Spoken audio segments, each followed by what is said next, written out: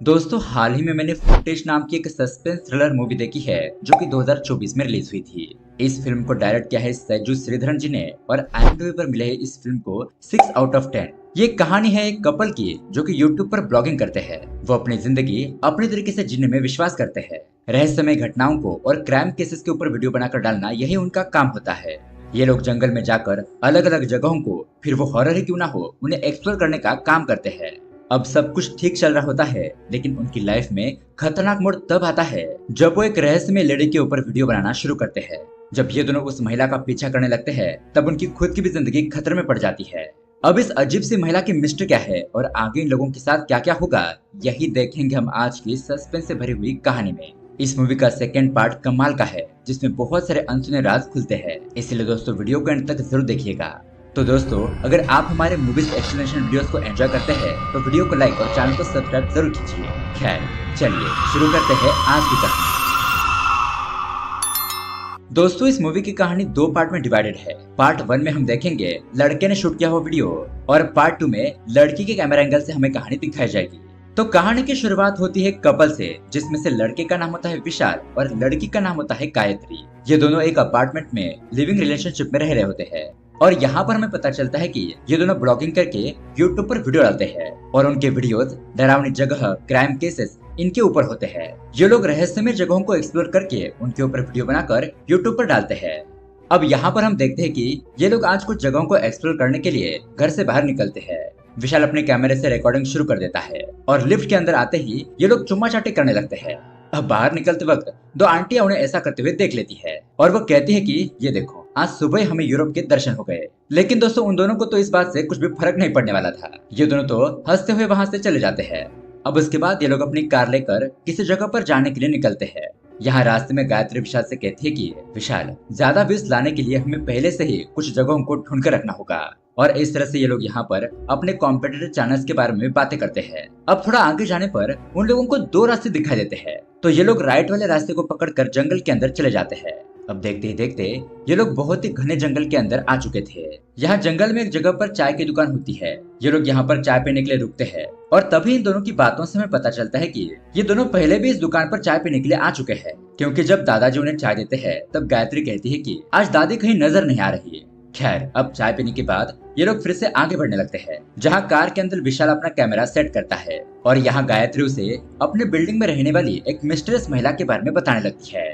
दरअसल दोस्तों उस महिला के बारे में गायत्री को उसकी मेड ने बताया था। गायत्री बताती है कि कुछ महीने पहले एक लड़की के साथ रेप हुआ था, जिसमें वो लड़की बहुत ज्यादा इंजर्ड हो गई थी। लोगों का कहना था कि वो लड़की अब नहीं बचेगी, लेकिन उस मिस्टीरियस महिला ने अपने डॉक्टर की पढ़ाई के दम पर उस लड़की का इलाज किया और उस लड़की की जान बचाई। अब इस केस में बहुत बड़े बड़े लोग भी शामिल थे, इसलिए इस केस को दबाने की कोशिश भी की गई और कुछ ही दिनों के बाद वो रेपिस्ट जेल से बाहर निकल गया। यहाँ इस तरफ वो लड़की ठीक तो हो गई, लेकिन बाद में वो बहुत ज्यादा डिप्रेशन में रहने लगी। उस घटना का उसके दिमाग पर बहुत ही गहरा असर हुआ और निराशा में जाकर उस लड़की ने आत्महत्या कर ली।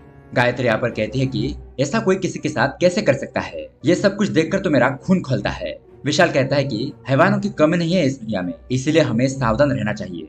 उसके बाद गायत्री ये भी बताती है कि उस लड़की की आत्महत्या करने के बाद उस डॉक्टर महिला ने आज तक किसी के साथ बात नहीं की और इससे भी अजीब बात तो ये है कि कुछ ही महीनों बाद वो रेपिस्ट लड़का कहीं गायब हो गया। किसी को कुछ भी पता नहीं चला कि उस लड़की के साथ क्या हुआ।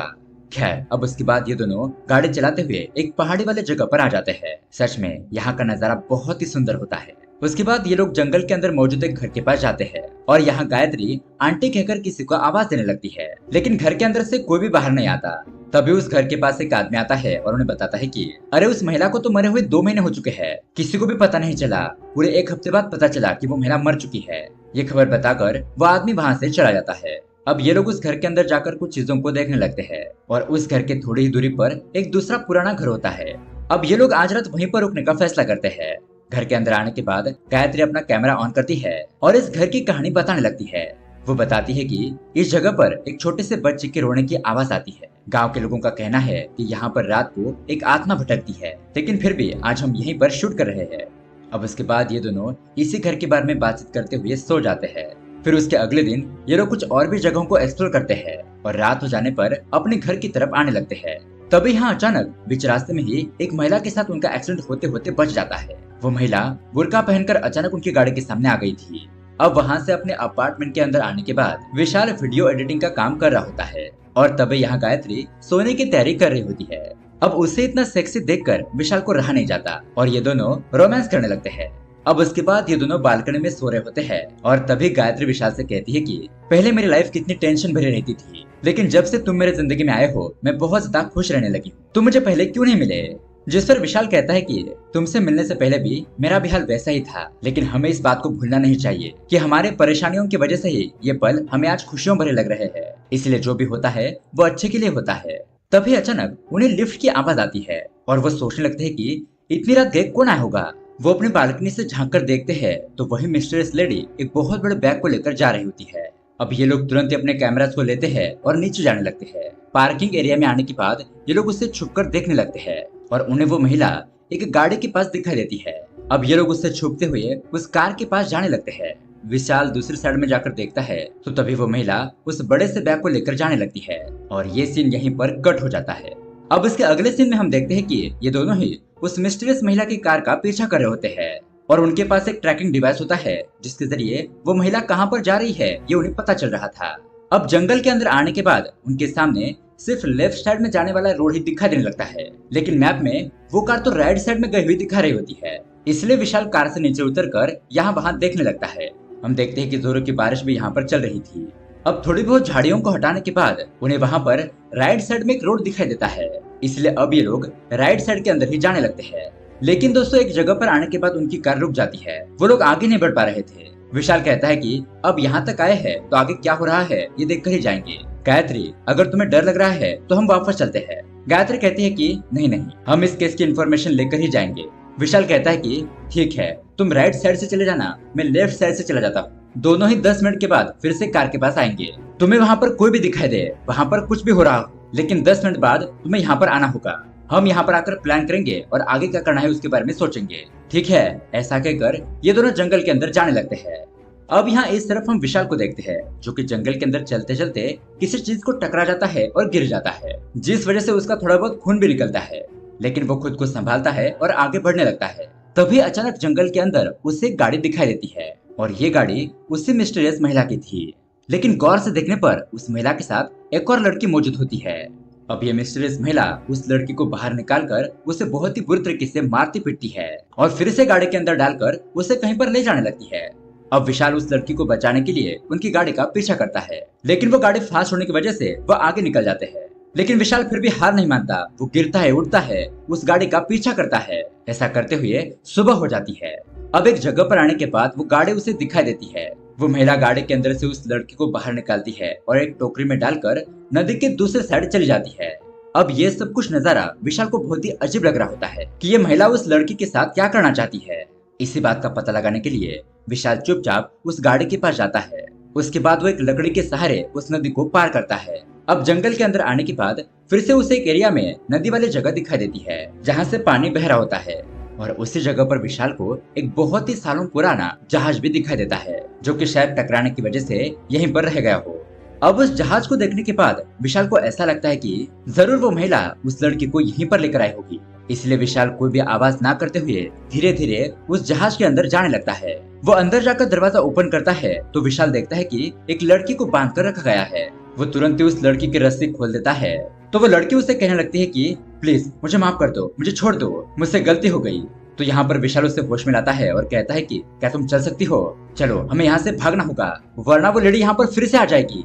अब जैसे वो महिला रूम के अंदर जाती है, विशाल तुरंत ही उस रूम को बंद कर देता है और वो उस लड़की को लेकर वहाँ से भागने की कोशिश करता है, लेकिन इसी हड़बड़ाहट में ये दोनों पानी के अंदर गिर जाते हैं।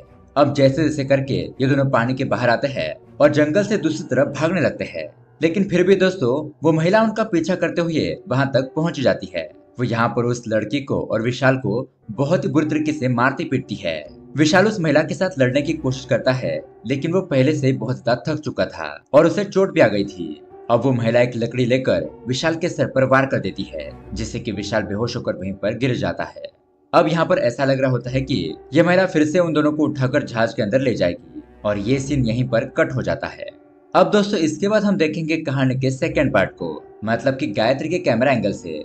अब यहाँ पर हम देखते हैं कि गायत्री और विशाल ये दोनों बार में जाकर नाइट पार्टी एंजॉय कर रहे होते हैं। उसके बाद ये दोनों अपने घर पर आते हैं और सो जाते हैं। उसके अगले दिन उनके घर पर काम करने वाली शांता नाम की एक महिला आती है और वो इन दोनों को डांटने लगती है, क्योंकि दोस्तों इन दोनों ने शांता ने बनाया हुआ खाना नहीं खाया था और वो खाना वेस्ट होने की वजह से अब उसे फेंकना पड़ेगा।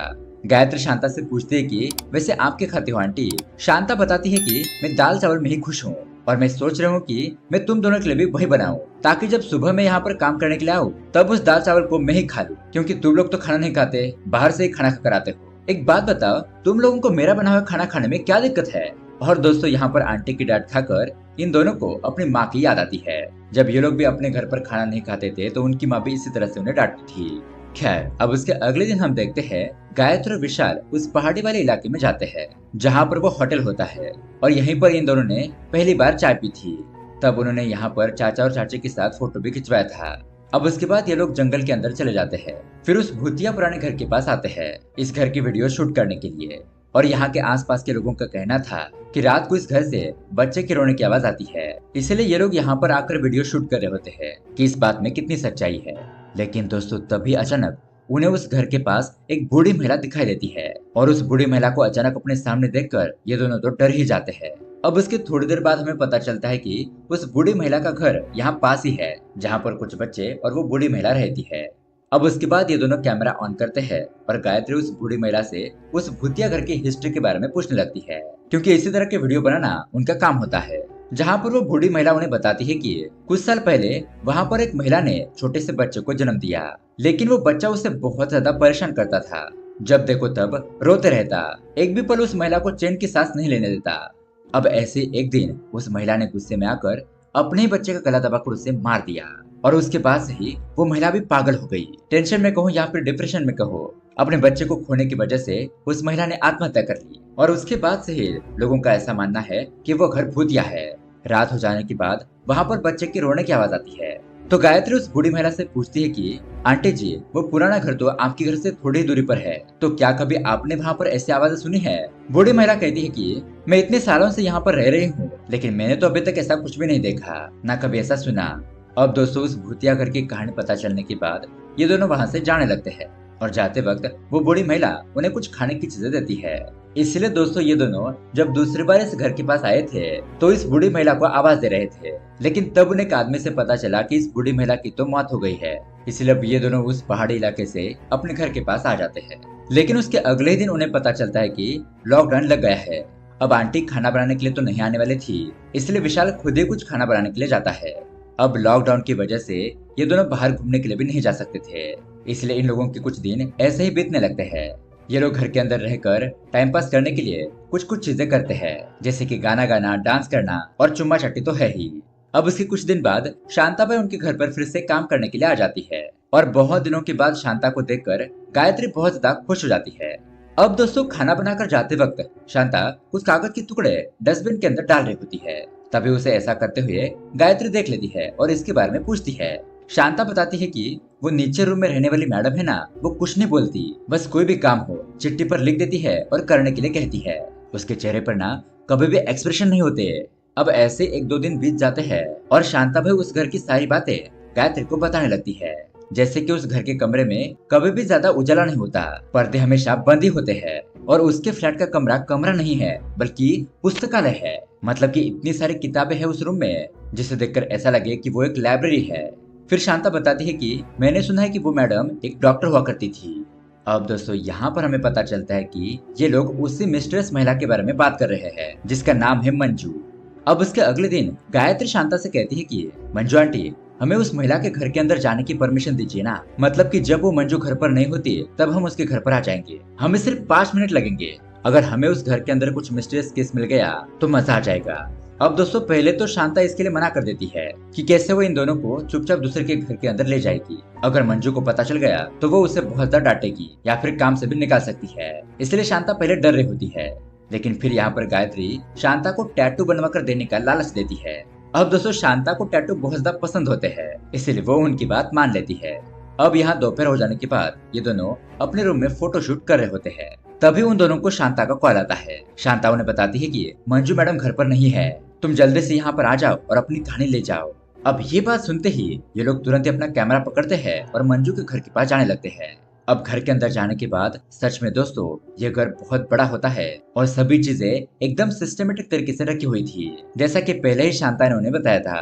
अब उस फ्लैट के एक कमरे के अंदर जाने के बाद बहुत सारी किताबें रखी होती है और इस कमरे को देखकर ऐसा लग रहा होता है कि शायद मंजू यहाँ पर बैठकर अपना काम करती है। अब ये दोनों उस कमरे में कुछ ढूंढने लगते हैं जिससे कि उन्हें कुछ केसेस की इन्फॉर्मेशन मिल जाए। तभी यहाँ पर विशाल को एक डायरी मिलती है और गायत्री उस डायरी की वीडियो शूट करने लगती है ताकि बाद में उस डायरी को पढ़कर उसके जरिए कुछ क्लू मिल जाए या फिर उसके जरिए कुछ अलग बातें पता चल सकती थी। अब दोस्तों उसके बाद बेल बजती है, मतलब कि मंजू अपने फ्लैट पर आ चुकी थी। अब मंजू को देखते ही विशाल और गायत्री तुरंत ही छुप जाते हैं। ये सब कुछ देखकर शांता को भी डर लग रहा होता है, लेकिन जैसे तैसे करके विशाल और गायत्री उस रूम से बाहर निकलने में कामयाब हो जाते हैं और डॉक्टर मंजू को कुछ भी पता नहीं चलता। अब अपने फ्लैट पर आने के बाद ये दोनों उस डायरी की वीडियो को देखने लगते हैं जिसके अंदर गौर से देखने पर उन्हें 4 लोगों के फोटोग्राफ्स मिलते हैं। अब उनके नाम गूगल पर सर्च करने पर उनमें से 2 लोगों के ऊपर पुलिस केसेस थे, ऐसी इन्फॉर्मेशन उन्हें मिलती है। लेकिन उनकी इंटरनेट पर प्रोफाइल चेक करने पर ऐसा लग रहा होता है कि वो सोशल मीडिया पर अभी एक्टिव नहीं है, मतलब कि ये लोग जिंदा है या नहीं ये भी पता नहीं था। उसके बाद उन्हें उस मिस्ट्रियस महिला मंजू के बारे में कुछ इन्फॉर्मेशन मिलती है। यहाँ पर पता चलता है कि मंजू ने 4 अलग अलग हॉस्पिटल में काम किया था, लेकिन पिछले 1 साल से मंजू ने किसी भी हॉस्पिटल में काम नहीं किया। अब ये लोग सोचने लगते हैं कि इस डायरी के अंदर उन 4 लोगों की फोटोज क्यों है। तभी इन लोगों को उस डायरी के अंदर 7th डेथ इन केरला इस केसेस के बारे में पता चलता है। जब ये दोनों उस केस के बारे में सर्च करते हैं तब उन्हें पता चलता है कि केरला के एक हॉस्पिटल में 7 बच्चों की एक साथ मौत हो गई डॉक्टर लोगों की लापरवाही की वजह से। खैर अब उसके 2-4 दिन बाद जब विशाल और गायत्री बालकनी में सो रहे होते हैं तभी अचानक उन्हें लिफ्ट से आवाज आती है और यहाँ बालकनी से नीचे देखने पर उन्हें मंजू बैग लेकर जाती हुई कहीं पर नजर आती है।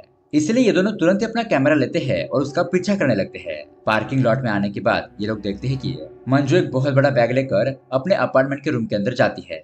अब ये देखकर विशाल गायत्री से कहता है कि क्या हमें इस महिला का पीछा करना चाहिए। गायत्री कहती है कि हाँ जरूर, ये डॉक्टर मंजू आखिरकार क्या करना चाहती है इसके बारे में हमें पता करना ही होगा।